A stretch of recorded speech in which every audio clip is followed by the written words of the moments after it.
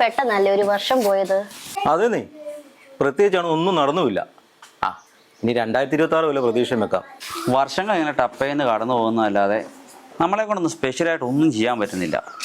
സത്യത്തിൽ നമ്മുടെ ജനറേഷൻ അത്ര സങ്കടപ്പെടേണ്ട കാര്യമൊന്നുമില്ല. നമ്മളിങ്ങോട്ട് ജീവിച്ചു വന്ന ഒരു കാലമില്ലേ, അത് ഓർത്താൽ മതി. സന്തോഷിക്കാനുള്ള എല്ലാം അതിനകത്തുണ്ട്.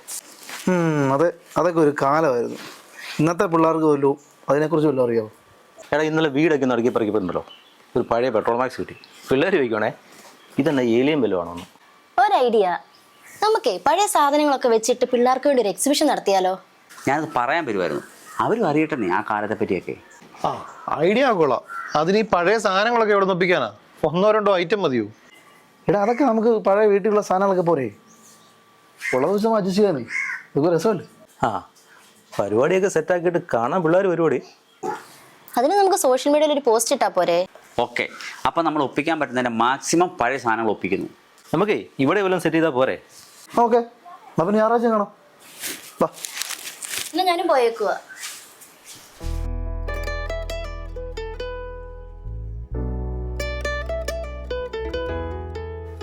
ഷിനാസ് എന്തേ? അവനെ കണ്ടില്ലല്ലോ. അവനൊരു റാന്തലും കൊണ്ട് വരാന്നും പറഞ്ഞു പോയതാ, പിന്നെ കണ്ടില്ല.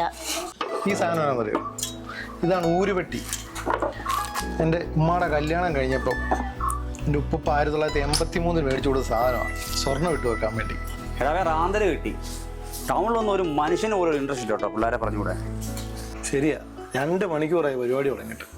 ഒരു കുഞ്ഞിപ്പിള്ളേർ പോലും ഇതുവഴി വന്നിട്ടില്ല. പരിപാടി ഫ്ലോപ്പാ. നാടി ഇരുവല്ലിയ നീ പോയി പേനയൊക്കെയുള്ള നീ എടുത്തു. നീ പോടാ, എൻ്റെ തല പേനൊന്നും ഇല്ല. നാണക്കേടായി. ഇതൊക്കെ ആര് കാണാൻ വേണ്ടിയാ? ശരിയാ, എൻ്റെ ഒരു ചീഞ്ഞ ഐഡിയ ആയിപ്പോയി, വേണ്ടായിരുന്നു.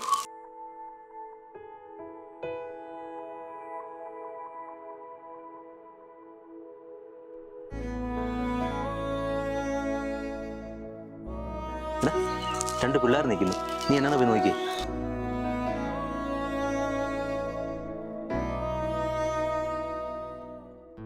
എന്നാ മക്കളെ എക്സ്പ്രഷൻ കാണാമെന്നാണോ? കാണണമെന്നൊക്കെ ഉണ്ടെങ്കിലേ ഞങ്ങളുടെ 10 രൂപയുള്ളൂ. പൈസ ഒന്നും വേണ്ടടാവേ.